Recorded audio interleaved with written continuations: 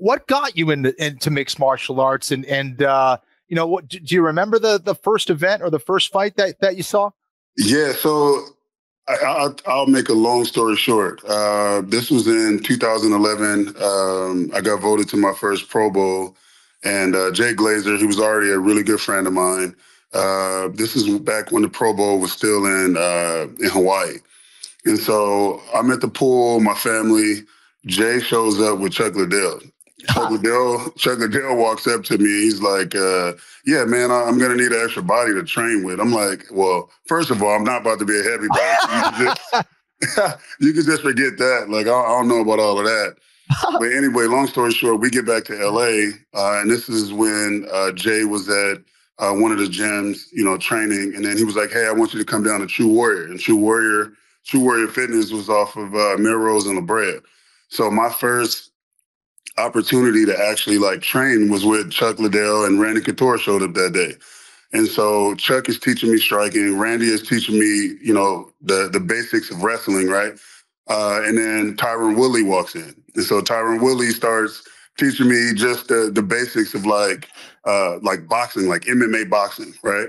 And so from that day, I got addicted. I think my first 3 months, I just felt like super stiff and super just like, man, I don't know how I'm going to get better at this, but that's what kept me coming back every single day.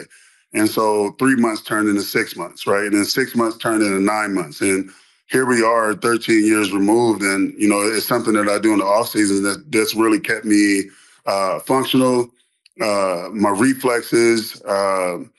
People always ask like, man, how do you, about my blocking, like, how do you do certain things and certain techniques? Like in the NFL, right? Everybody's big, strong, fast, long arms. Like the physical stuff is there.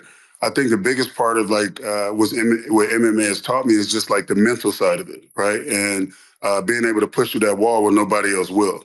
And, I attribute, working with Chuck and working with Glazer and working with Couture for that, because that's that was the basis for what I was getting ready to do for these next following years. And yeah, man, it's been a blessing. And I think after that, I ended up running into Lorenzo Fertitta, I want to say maybe 3 years after that.